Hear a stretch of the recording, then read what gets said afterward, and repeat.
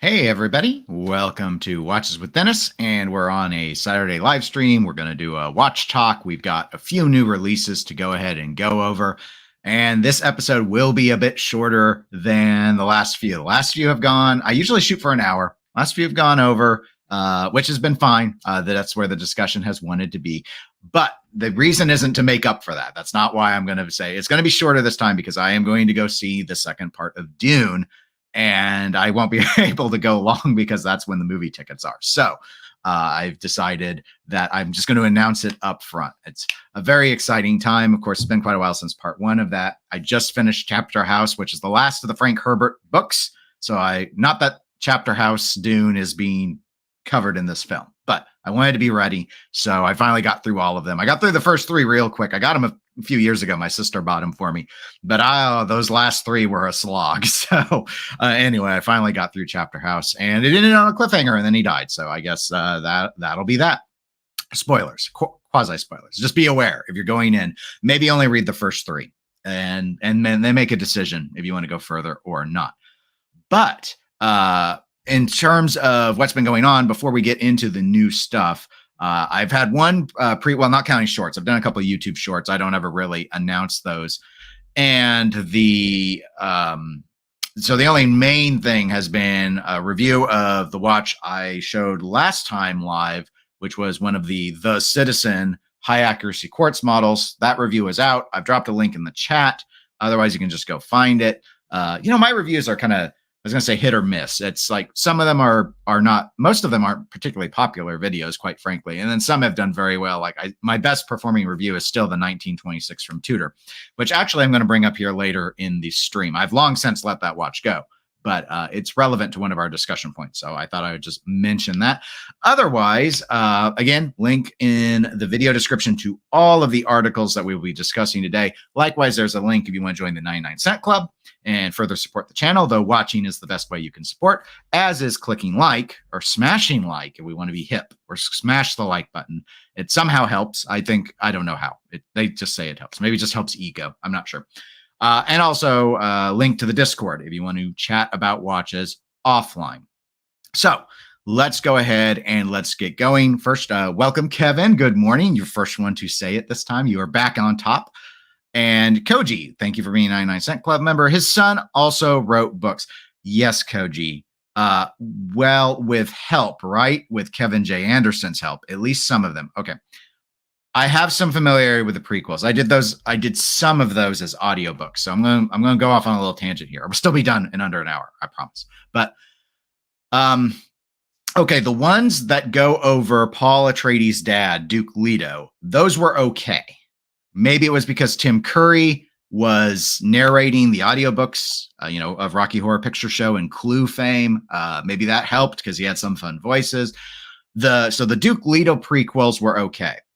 The pre-Butlerian jihad, if you don't know, it's hard to tell in the movies because it's so far in the future from what kind of made the universe or the world the way that it is. They don't do computers. That's why they have mentat, human beings who can process when they drink a certain concoction, and then they're able to, and only certain people can be mentats. That's because they don't trust computers. So they did some way back pre-Butlerian jihad books with thinking machines and how they enslaved humanity. Those books are terrible. They are terrible. I did not get through all of them. I was listening to them unabridged, and it was really badly written. I do not think much of Kevin J. Anderson as a writer. Sorry. Hey, Kevin, if you're watching the channel, feel free to downvote, but I apologize, but I do not like your writing style. I think it was overly wordy and redundant. Like, how many times do we have to hear thinking machine, thinking machine, thinking machine, thinking machine? It felt like someone padding out their homework. It's just not that interesting of a story. So if you want to do the books that the son has helped with, I don't know if they continued on post Chapter House. I might be willing to give those a chance because the ones just before Paul Atreides are okay. But the way back in time, let's explore how they learned how to fold space and stuff. Terrible. Absolutely terrible.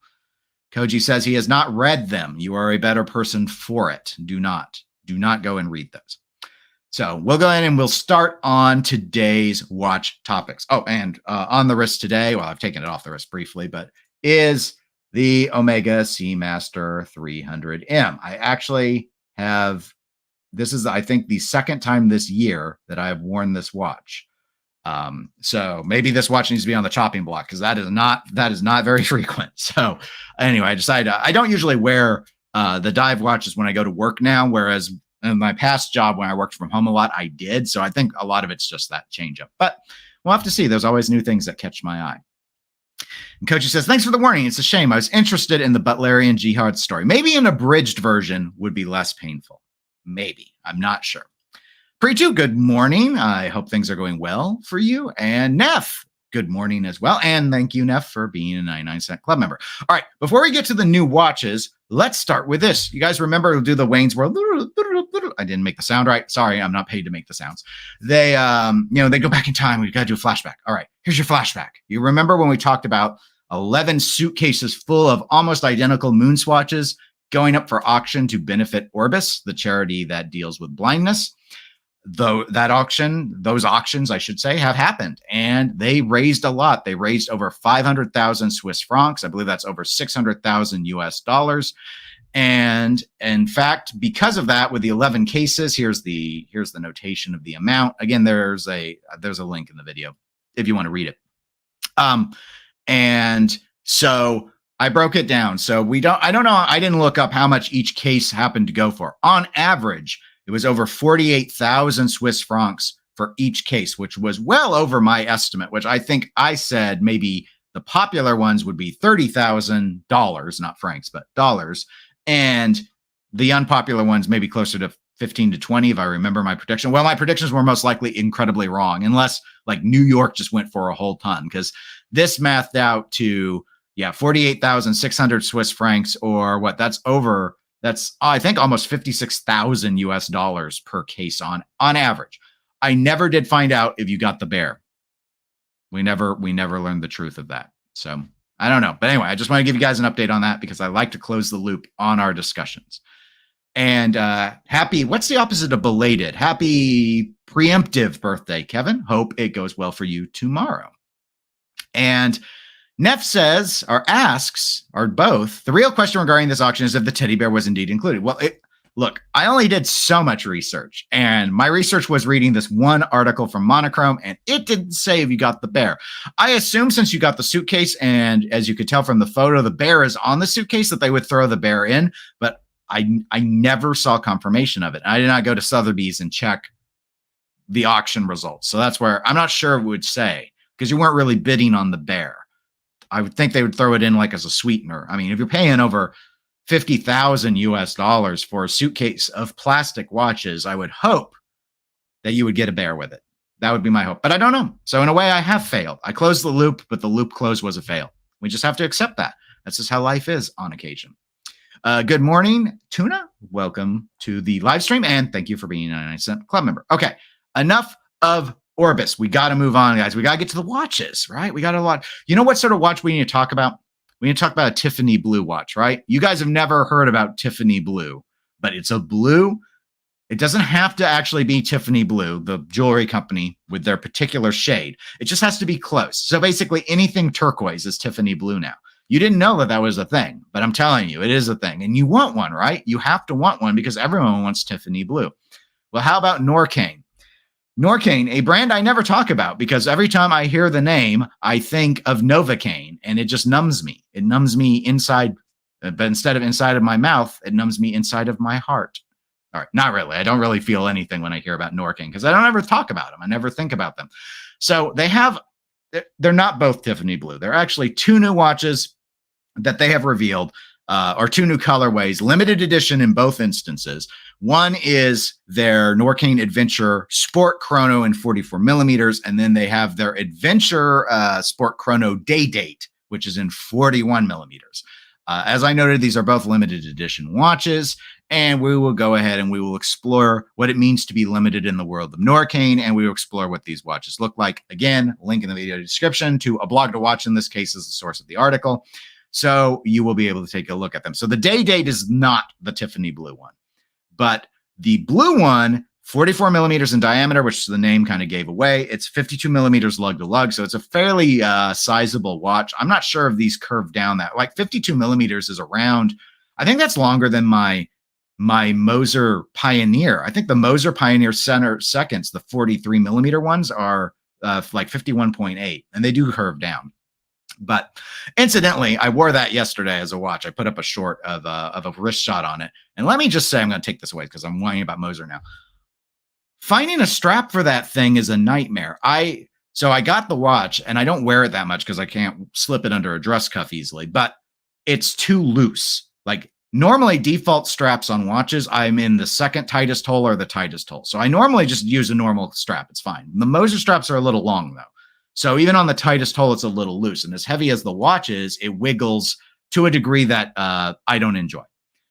I heard from someone that they actually make a shorter strap. It has been a bear to try and find it, though. I think I actually have a like bookerer out in California. And again, I'm in Kansas, so it's half a nation away, is looking into seeing if they could order one for me. And then I guess would need a deposit or something. I don't know, because I don't even know how much it is. I've seen OEM non-hardware ones full size on eBay in like the $250 range. So I'm guessing the straps new probably run more $300 to $400. Long story short, I've contacted like 4 different dealers for Moser because I don't live near one. And they're all like, they either don't reply or they say, we'll look into it, or they say, we can't get it for you. Like Watches of Switzerland. They said, no, you could call our Vegas store and maybe they could do it, but they would want to see the watch inside, make sure. I guess they're afraid I'm too stupid to know what size the lug width is. I'm not sure. But they're like, you have to talk to the in-person stores. They can't do it with online. I'm like, I wrote to Moser and they never wrote back. So Moser, I'm going to be harsh on you guys if you can't even respond to an email. Come on. I bought the watch to use, so they probably don't care what I think. But still, I'm going to judge them a little bit. So speaking of judging, this is a pretty big boy, but you would expect that with 44 millimeter watch. 16 millimeters thick, so this is not slim either. But again, you've got this whole 4:30 date window thing going on. Here's a nice close-up of the watch. I think this one's pretty polarizing. I like the tri-subdial layout, but that's a standard tri-subdial configuration. They did color match the date window, so they get full kudos for that. But I know a lot of you are going to be alienated with it being in the 4:30 position, because on all sorts of videos I do, whenever I have watches or talk about watches with 4:30 date windows, I always have at least one person come in, every time, who has said, I hate that date window. So you probably hate this date window. So if that's the case, or this is too big for you, I do think the texturing that they do is kind of neat with the backdrop. I don't love it, but it reminds me of like a thatched basket or something. And I think that's something Norquain does commonly. I think it's supposed to actually represent mountains. But you could look at their day date model instead. So this one is smaller. This one is going to be what? I don't remember what it said. It's 41 millimeters. It's 15 millimeters thick. So it's 1 millimeter thinner. It's 3 millimeters smaller in diameter. It's 48.9 millimeters lug to lug. So that's about 3 millimeters shorter. So it's a much more wearable watch, because those get you much more into, in my view, human being wearable territory. I think 52 or 53 is fine. For most people, because that's still, I think a wrist under 7 inches could wear those, but you're starting to get up there. So people with larger wrists might like these watches. But obviously we have a green motif here. You don't have the 4:30 date window because you've got the day date, and that's in the, what I think of as the traditional placement, the Seiko placement at the 3 o'clock. And of course, because of that, you had to adjust the tri-registers into the 12/6/9 instead of the 3/6/9. I actually do not like this dial configuration as much, at least as presented on this watch, though I do like the color scheme a lot better. But it is more muted and conservative, so that is probably why. These are powered by Sellita movements, or Sellita base movements. So the first one we talked about, this one here, that's actually powered by what they call the Caliber N17, but that's an SW500 base movement, 62 hours of power reserve and 4 hertz. So it's got some decent specs on it. And then this other one is powered by I apologize. I misread it or misremembered it. Missed both it. All right. The SW500 is in the day date. with 62 hours power reserve. It's the same power reserve on the other one, but it's using the SW510, which I'm not familiar with, but I see it says it's a 62-hour power reserve. So anyway, what are these limits? The Tiffany blue one is 300 pieces. It's $5,700 on the bracelet. You can save almost $1,000 if you get it on the rubber strap, I guess because the bracelet's DLC. And then if you prefer the Chrono 21, the 41, the green dialed one, that's a 100-piece limit, and it is $6,300 on the bracelet. Or you can go down to $5,600 if you want it on a strap. So we'll look at those pictures. But before I catch up with what you all might have been saying about these watches in chat, I don't like them. But they were new, and we needed something to talk about. I think they're okay. I would never... My problem is the price. This pricing is... I don't want to say aggressive, so I'm going to say ambitious. This is very ambitious pricing for a brand that I don't ever, and again, the algorithm decides what I see, right? It's the same with anything else, but I don't ever hear anyone talk about Norquain. I know I never talk about them. So given that, asking me, my understanding from the article is this is only a few $100s more than their normal pricing. So this is more, but you're paying for that limited premium. And these are, respectably limited. 300 pieces and 100 pieces is real limited. When you start getting up higher than that, I start to question just how limited your limited is, especially when you break 1,000, especially if you're Seiko and you break 15,000. But I mean, they're in a weird spot, right? With mechanical chronograph, because you can go and start getting some Valjoux based stuff, which I do hate, but from Hamilton or whatever, and it's going to retail closer to 3,000, and they're going to get a big discount on that. And then obviously you're going to need to basically double your price off of these retail prices if you want to start exploring something like Zenith MSRP. But you can find Zeniths for like the oh gosh, I can't. You know what? I'm going to pull it up. I think they're out of stock because I always kept an eye on it because I can't ever let something go when I see it, and I'm just like, I'm so interested in this watch, but there's a Zenith chronograph that I wanted to show, and I'm gonna see if I can if they still have it listed. I don't. It's an older model, but it checks out, so to speak. Actually, it's not an older model; it was a remake, but they have a. Actually, I was going to show it on the bracelet if I could find it. I can't. All right, I'll show it to you on the strap because it's even cheaper. Here you go. So this is Zenith. This is with their traditional El Primero. This is not the one that whips the central seconds hand around once every 10 seconds. That's the new El Primero movement. This uses the older El Primero movement. This is not an old watch. This watch came out a few years ago. And you can see, while it retailed at $8,500, readily available on gray market here on, in fact, they've got it in stock. It's $4,750. It's $5,400 on bracelet. I remember the bracelet one because I've actually got it bookmarked. I'm not signed in on this. We're in incognito mode, so I don't have all these cookies on my main browser. But $4,750 for a Zenith with an El Primero movement, or you can go ahead and get down to just under $5,000. $4,790 is the cheapest option you have, which is this Tiffany Blue Wannabe on rubber. That's, I think, the problem for Norquain. Why would you do that? I mean, you'd have to really love this design. I understand you might hate that Zenith design. There's a reason why it's that discounted. That's a very 70s looking watch, but that's my point. So that's where I think the barrier is there. But anyway, let me go ahead and catch up on the chat. So Preetu says, I might be unversed in this topic, but aren't these auctions just tax breaks? We're talking about the Orbis auction with the MoonSwatch suitcase full of watches. So they pay $500K, which gets deducted from business tax expense. So it's money they would pay anyway. I don't know. And the reason why I don't know is I don't know how many, if businesses bought the watches or if individuals purchased the watches. If you mean like the watchmaker getting a tax break, in the US, they would, I believe. So they'd be donating, but it's only the way it works in the United. And again, they're a Swiss company, so I don't know. So this is probably a totally terrible comparison, but I can only talk about what I understand, and I do need to now denote, I am not an attorney and nothing I'm saying on this channel should be construed as legal advice. From what I have looked at for charity purposes, if you were to auction a Rolex, a MoonSwatch, or whatever, the value of your donation that you can deduct is the value of the watch retail, not the value of the watch at the auction.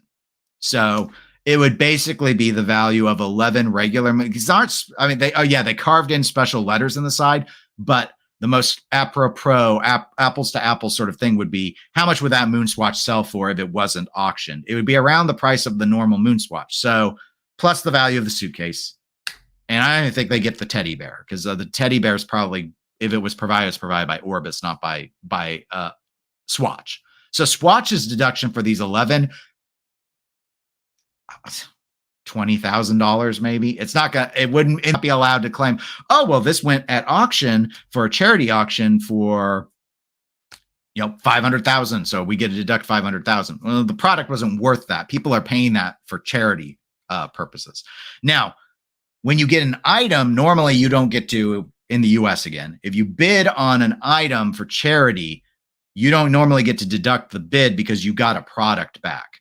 You can only deduct for like if they give you a coffee mug when you donate to, I don't know, to NPR, you might be able to deduct that because the item you get is seen as worthless. It's basically got no value. But if you're paying money in exchange for or bidding for something to get an item, normally you as the bidder in the US don't get to claim it as a charitable deduction. Just writing a check to Orbis, you do. But if you're getting a value product, you don't. The thing is, I don't know if you do get to deduct if you pay significantly above the value of the product. Like, I don't know if it works both ways. Like if the individual gets to go and say, well, yeah, I bought a suitcase full of Omegas, but that's worth $2,000 normally. So I paid $50,000. So do I get to deduct $48,000? I don't think so, but I'm too ignorant of it to know for sure. I didn't think you could, but I guess I'll just leave it at that.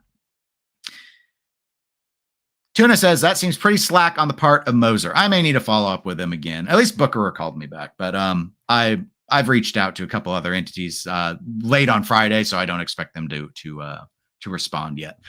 Tuna says, Norquain, kind of an unknown quantity to me at least. Yeah, I've seen them before. I've seen the little mountain motif, but that's about it. And Neff says, neither of these are doing anything for me. Let's put them back up so you can see them, folks. Just another 7750, 7753, or I assume anyway.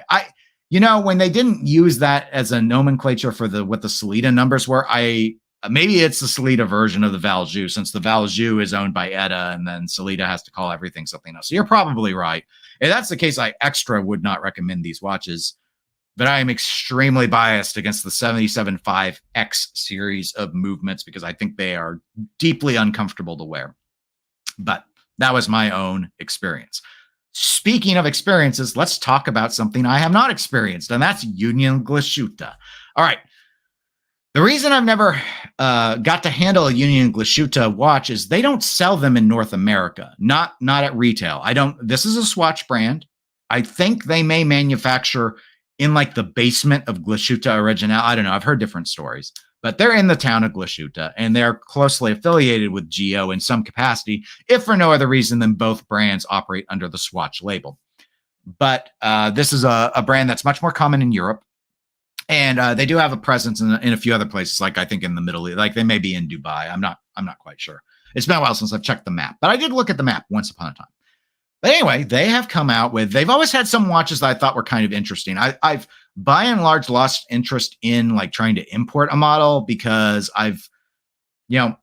what GO does is so much more interesting than what UG does, and what Longa does, like everyone else does something where at the price point, it makes sense, but these feel more derivative. And this is no exception, but I do think it's a very attractive watch. So in this case, I do actually like how the watch looks, but I wanted to do some comparisons and some discussion. So the long story short, this is the Nomos date. And this is not a new model line. This is just some new colorways. So my understanding is they've had a number of these before, these Nomos date watches, but they've not really been as dressy. Like I guess they've had more fun with them or doing some, just interesting colors and stuff. So now they've gone ahead and incidentally, this is monochrome. Link in the description for the article if you want to read it. So they've come out with a couple of more dress watch style ones. Now, these are actually fairly sizable watches. They're 40 millimeters in diameter. I think that'll appeal to a lot of people. 10.4 millimeters thick. They are automatic movements, and they do have 100 meters of water resistance. So very, very wearable overall. And as you can see, you have two choices. You have the more white color dial, and you have the more black color dial, and you have this sort of, more creative, or maybe I should say less typical notion of numeric marking by doing the 2, 4, 6, 8, 10, 12, rather than like the 3, 6, 9, 12, cardinal direction style. They've gone for the off hours, so to speak. There's another brand that does this, and I'm going to bring them up here in a moment. Now, they do have this, it does come with a display case back. This is powered by, they do like so many others do. They have their own, movement name branding, but they're operating under Swatch. So it's going to be silicone hairspring, 3.5 hertz movement, 60 hours of power reserve, which is respectable. And it's reasonably decorated too. So I think that's nice if you're really into that. I think it looks really good. So, but it's going to be some derivative off of an ETA basically, because that's just how it always is with Union Glashütte. And these are priced at 2,400 euro. I'll let you see the white one here. Which is about $2,600 US. Now, and what I think they do is they get the parts for the movement, and then they actually build them and assemble them in the factory. So that's how they are able to use the made in Germany labeling, even though like all of those parts are probably Swiss or Chinese or wherever they get the ETA parts from. It's they don't build them in the Swiss factory; they build them in the German factory. So anyway. Overall, I think both of these are very attractive watches. I would prefer a little bit smaller personally than the 40 millimeter when it comes to dress watches, but I know a lot of people who don't wear dress watches all the time are more put off by smaller sizes, so they are drawn to larger sizes. Here's the problem, or not the problem, but here's the thing. So let's say you are not in a Union Glashütte market and you love this style of watch, you might as well just look at Tudor. Because I had a watch that looked like this. It's called the Tudor 1926. And they have a black one. Of course, the Tudor 1926 is all kind of have this waffle texture to the dial. They have a white one with a more gilt coloring, kind of like this, a little whiter than, whereas this is more subdued. And this is very similar, though, the black with the silver. And you notice the 2, 4, 6, 8, 10, 12 markers, date at the 3 o'clock. You want some more comparisons? 100 meters of water resistance on both of these watches. These ones I have loaded up here, these are 41 millimeter, so it's a millimeter larger. But you know what? You don't like that? No problem. Tudor offers this in 39 millimeter. They also offer them in 28, and I think they offer them in 36. So you have a lot of options on the sizing if you go with the Tudor approach. Also, so we've seen 28s, we've seen 41s. As I bounce around, there are the 36s. I thought I remembered pretty well. I owned a 39 with the opaline, this blue, you kind of see down here, in the 39 millimeter variant with the steel bracelet. You can get them on steel bracelets, or you can get them dressy with the straps. And of course, you can always just do a strap swap if you want to and get them any way you want. But the main thing I also wanted to note is $2,025 on strap. So the Tudor is a lot cheaper than Union Glashütte's price, which is going to be 2,600 US or 2,400 euro. So, I mean, I'm just saying it's like the biggest difference is these use like a baseline Sellita SW200. They used to use the ETA 2824. So they only have 38 hours of power reserve, whereas you are getting the 60-hour power reserve here out of the Union Glashütte. But the difference is the Union Glashütte beats at 3.5 hertz. And of course, we're going at 4 hertz on the 1926. The 1926 also is thinner. It does not say on the website, Tudor's website, how thin this is. But since I owned a 39 millimeter, I can tell you, because I checked it with my calipers, it was under 10 millimeters. Not, I think it was 9 point something. So it's also a thinner watch in exchange. So, I mean, I think the Union's fine, and I think the price is okay, and you might be able to, overseas in particular, get them gray market because it's a Swatch brand, so I would expect that.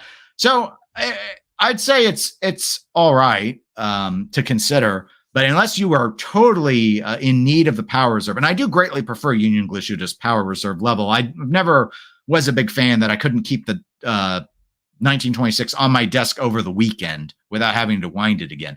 But they are all automatic watches. So if you're wearing it regularly, you shouldn't have a big issue with it.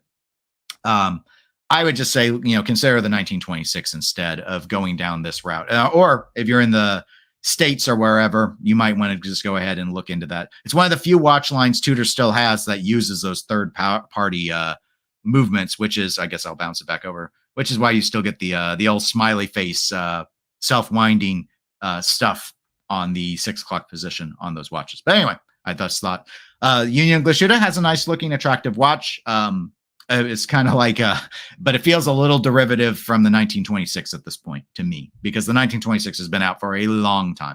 And Union Glashütte's model line of those Noramis dates has probably been out for a while too, but that's my comparison that I wanted to go ahead and make to it. Catching up on chat. All right, we've got Tuna saying that Glashütte looks unassuming, but nice. But he thinks 40 millimeters is a bit too large. Yeah, I do wish, I think in the article they noted that that's what Union Glashütte had identified as ideal for males and females is 40 millimeters. I mean, I guess if you can only have one size, sure-ish, but I'd much rather do it the Tudor way, where they've got a very clearly aimed at women's size at the 28 millimeter. And then you've got 36, 39, and 41. The prior two easily being seen as unisex. 41 may be pushing it a bit for some otherwise, but I think 41 is too big for the watch anyway. But again, if I had like an 8-inch wrist, I might want the 41. So again, I think it's good that they have the choice. All right. Koji says, nice dial, too small of movement for that case though for me, and 2400 is a bit steep. That is a fair point, and I didn't even catch that originally on the view, but yes, the movement, again, at these spaces where Union Glashütte occupies in the swatch hierarchy, they're not going to go to the effort of building a movement to match a case size. Excuse me. And they clearly identified they wanted a particular size for marketing purposes. Tuna says you hardly seen Union Glashütte in the United Kingdom. Okay, I did not know that, but I guess maybe I shouldn't be too surprised. Joe, welcome to the live stream, by the way, Joe. Let me know if you need me to take that Moser off your wrist. I'm 7 3/4 in wrist. Well, you would be able to wear it. Absolutely. I'm so close. I did wear it yesterday, but it starts banging. It's loose enough that it's not like doing damage to me, but it's uncomfortable. So what I end up doing is I push it down my wrist. Like I feel like I'm wearing it on my forearm, but then it wiggles its way loose. The catch with it is I would just, in fact, I tried to put on a third part because it's only a 22 millimeter lug width. It's not like a weird lug size, but they're curved. The lugs are curved, and I don't have any, like I had a Ming at one point, but I gave those straps away. And plus they weren't 22 millimeter. I couldn't wear the Ming well either for that matter. But that was because the crown was painful. So I won't ever own a Ming again unless they change their case size. And they probably won't because people love them. But anyway, yeah, we'll figure it out. I think Deluxe makes some curved straps. It's just, it's like, I might as well, I really do like how the rubber strap feels on it. So I think if I could just get a smaller one, I'd be all right. I might just have to keep watching eBay and just let it rot in the watch box until then. It was an interesting pick. I knew I wouldn't be able to wear it to work, but I got it when I left my old job. As when I had my payout money for my vacation. I was like, you know what? We'll add a little to it, and we'll justify these things in all the most ridiculous of ways, don't we? So, or at least that's what I did. Koji says, yes, I prefer the Tudor, better hands as well. I let the Tudor go simply because I had so many other watches that were time plus date that I was wearing more, but it was a nice watch. It might be the one I regret the most letting go, but I don't want to overplay that. Like I've had absolutely no interest in buying another 1926. I've never so regretted a sale that I wanted to buy it back. I try and make sure once I'm done, I'm done. If I want, I'll get a different Tudor in the future instead. And Neff says the Tudor would also definitely be his choice. Well, okay, you guys aren't picking the Union Glashütte, but let's stay in Germany. Let's talk about Nomos Glashütte, a brand I don't like. I want to like them. They do such cool things. And for a lot of people, I think this is going to be a better pick than the Union Glashüttes that we discussed earlier. Let me close out these 1926 windows. We don't need those anymore. So, okay, this is the Club Campus, probably their most famous watch because it's so approachable. Like getting into luxury watches, it's a reasonable price. It can make for, like a good gift for a college grad, all that sort of stuff. Well, they like to do fun things with them. And these are fun. I absolutely think these are fun. And I think these colors actually work pretty well. So we've got a red dial Club Campus here. It's probably my less favorite one. And then there's the blue one. And the reason for that is I just think it's hard to sort of see this orange hand on the red. I actually like the red more. And I like the trace. You see how they outlined all the numerals with blue? I think that's a pretty cool look. I've never been a big fan of pencil hands, but I wouldn't write it off just for that reason. But the blue, you see they've sort of traced these in either red or orange. I think red. And then you've got the orange hand here, but the orange hand just pops out so much better against the blue backdrop, whereas it kind of commingles with. I wonder if you're red-green colorblind, if you would struggle a little bit with distinguishing the shade even. I am not colorblind. My sister is. I guess I could ask her if she has trouble seeing the orange hand as a different color. Maybe it just looks like a different shade. I don't know. It's been a while since I've explored that topic with her. I don't like California dials. I never have. So that is part of the reason why I personally would never consider a Club Campus, but I think a lot of people do not have my hangups and would be more than happy to consider a Club Campus. Also, I think they look pretty good on these straps. And pricing-wise, these are great, but let's explore the sizing. Both of these colors are available in two sizes. You can get it in 38.5 millimeters or 36 millimeters. Both are excellent size choices. These are hand wind only, but you're rewarded for that because they're thin. The larger sized ones, the 38.5s, they come in at 8.5 millimeters. It's 8.2 millimeters thick if you get the 36. That's nicely thin, very nicely thin. Also, the lug-to-lug. Nomos is wear kind of big, which is why I like that these are smaller. So the 38.5 millimeter is just under 49 millimeters lug-to-lug. So decent. And it's not much less for the 36 millimeter. That's 47.5 millimeter lug-to-lug. But most wrists would be able to wear that. So I wanted to highlight that I do think it's pretty approachable for people. Now, by default, they come with a closed case back because one of the things Nomos really leans into, I'd say more than anyone else, maybe JLC does to a degree that I don't think about with the monoface reversos, but for engraving purposes. So you can get this with the closed case back for engraving purposes. I think this article had noted if you want, you can pay 200 euros more. Yep, 200 euros more. And you get a display case back instead if you want to enjoy the movement. I don't think they got any shots of the movement in this article. Nomos does decorate their movements though. So in fact, that's part of the reason why I've always wanted to like them so much. But anyway, so here's your summary of stats. It's only 1,300 euros with the closed case back in the 36 millimeter. So that's what, 14 to 1,500 US dollars. For me, luxury watch space really starts at $1,000. This is like super competitive with, third-party movement Orbis driven watches and things like that. You have to accept a lot of the design language that's reflected here in the watch specifications. But if you're okay with this look as a fun luxury watch, you could do a lot worse. Unfortunately, all I like is the color. I don't like pretty much anything else about the dial choices that they've made. I prefer the blue simply because I like the orange hand, but I like the look of the red one better, but the California dial sets me off and they wear so big in terms of lug-to-lug distance. Like I would just never wear this is the thing, I guess, would be my point. But a lot of people would. So, it's there. I thought it was worth talking about. Excellent pricing, though, I think. In fact, I'm kind of curious if the link to their website will let us explore what the move. I was hoping to show you guys, whether or not you want to get the display case back is, it's like 200 euros. It's a lot more, especially when you consider how affordable the watch was otherwise. But the movements are pretty nicely decorated, as I noted, and I was hoping to show. Okay, here you go. Here's a picture of it. Well, I was hoping there was a picture of it. Apparently, I went to the page just for. There we go. All right. So you see, you've got Glashütte striping, blued screws. It's a nice clean movement. And as a manual wind, you do get to enjoy a lot of that. The rotor doesn't obfuscate it because there is no rotor. So anyway, I just thought I would note that. But so not for me, but I think it's a pretty good watch, and for a luxury watch, a fair value. So if you're into it, the Club Campus is definitely, I barely ever talk about them. So it's definitely one to explore if you do like the dial aesthetic. And if you like things more Bauhaus than that, they do have other options. And some of the other ones are affordable as well. Yes, it was the Alpha Movement tuna.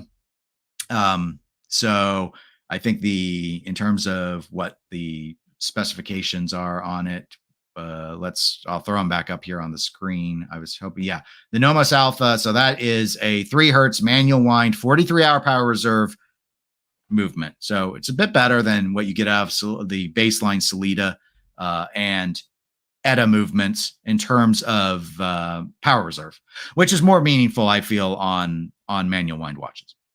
But anyway, all right, let's see. Neff says, I'm a big fan of these two Nomos. Nomai? You think it's Nomai? You said Nomoses, so that's fine. Love those dials. Neff says, I am red-orange colorblind, and I can see the second sign, no problem. Okay, well, now I don't have to ask. I don't usually ask my sister watch questions. She don't want to be plagued by those. Koji says, seeing these Nomos models really makes me wish I was at least 20 years younger to pull these off. Koji, you just have to be younger at heart. Or not. I don't know. Maybe not. I'm probably too old for them as well. I don't know. No, I could do it if I just have to feel it. Just have to comb my hair different.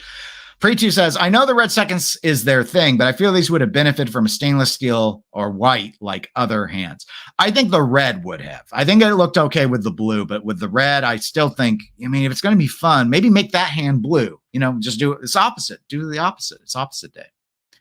Tuna says, the pricing seems fair. Credit to Nomos for their vibrant colors. And I agree. I think the pricing is fair.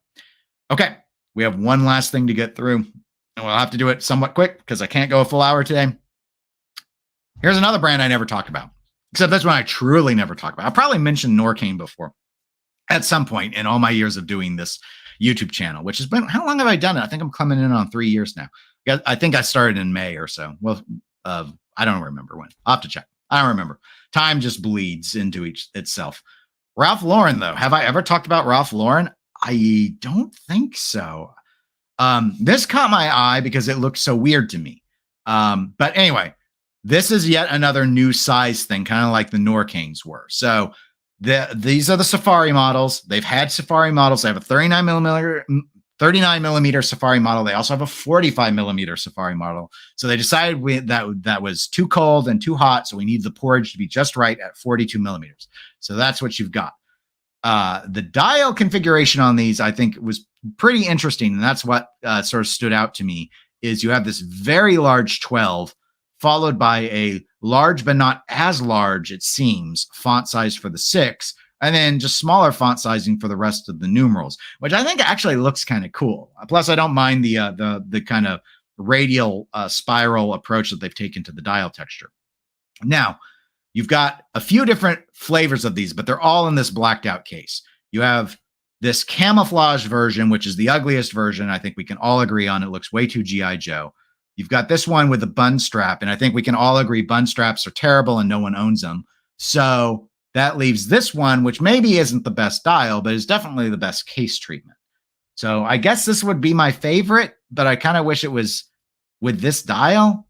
But I think maybe it's all interchangeable. So I might be able to get the dial like this with the bracelet. And I was a little mean to bun straps, but I've never liked the way they look. So I know some of you might actually like bun straps. But so price-wise, these range quite a bit. So euro-wise, it's like 3,600 to just over 4,000 euro or 3,500. It's weird that the pricing's lower US. I guess maybe because I don't know why. Because if you do a straight-up euro to US conversion, the US dollars would be higher. But it's probably supply chain stuff. So $3,500 for the calf skin or canvas straps. And if you want the Safari on the bracelet, then it's more like 3,900 US. So anyway, sizing, I think this is pretty good. 42 millimeters, large, but it is a sporty watch.